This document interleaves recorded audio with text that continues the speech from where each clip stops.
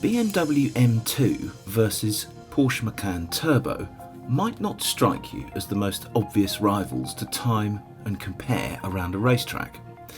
After all, the M2 costs 44 grand to the Porsche's 62 grand, and in terms of concept, it couldn't really be more different compared with the four-wheel drive, go anywhere, do anything Macan Turbo. And yet in a straight line at least, they are all but inseparable. And we all know what a freak of nature the 395 bhp Macan Turbo is when it comes to going around corners. So going with the M2 first then, which is quickest around our track at Lambo? Right, M2 versus Porsche Macan Turbo is definitely one of the weirder track battles that we've ever done. But there is a bit of logic behind it, and apart from anything else, I just really wanted to see which would go quicker around this little track out of the thundering powerhouse of a machine that is the Macan Turbo and this much more dainty, almost as powerful M2. So it's kind of David versus Goliath. I mean, the Porsche weighs 2 tons. The M2 weighs 1,570 kilograms, so you're talking about 430 kilograms difference, but the Porsche does have more poke and it has four-wheel drive. So who knows? Let's see. The lap starts in the M2 here.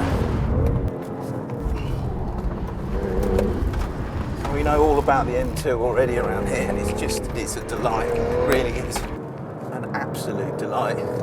The difficult bit is resisting the temptation to light the rear tyres up everywhere and just basically grin your way around the circuit.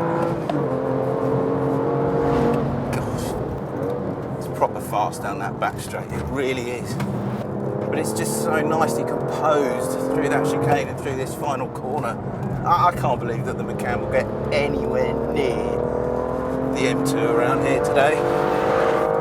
But let's see, because the M2's lap time is, there you go, 46.1 seconds.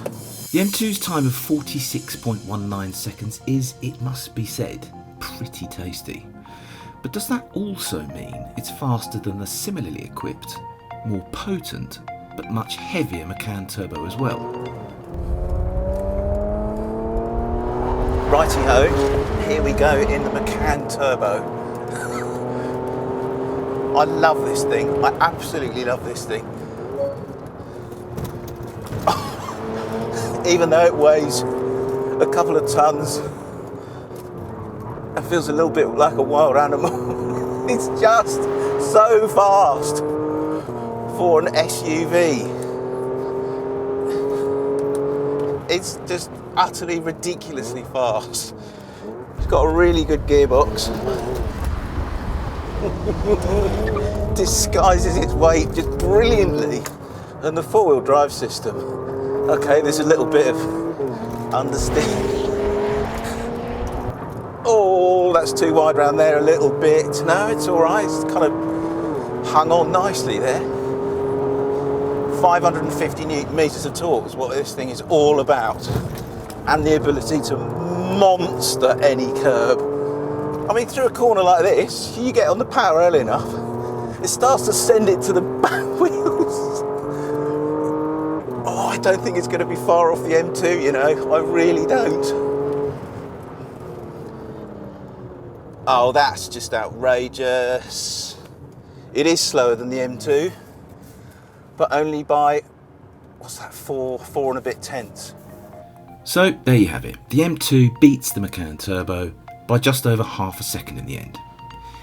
But actually, if you stop and think about what that really means for a moment, it's an utterly ridiculous achievement for the Porsche. But then again, the Macan Turbo truly is a freak of engineering, and the M2 remains one of the very best sports cars sensible money can buy in 2016. Click on the video windows to watch a track battle between the M2 and the new Focus RS, or watch a first drive of the M2 itself. Click on the play icon to watch our latest video, or on our logo to subscribe.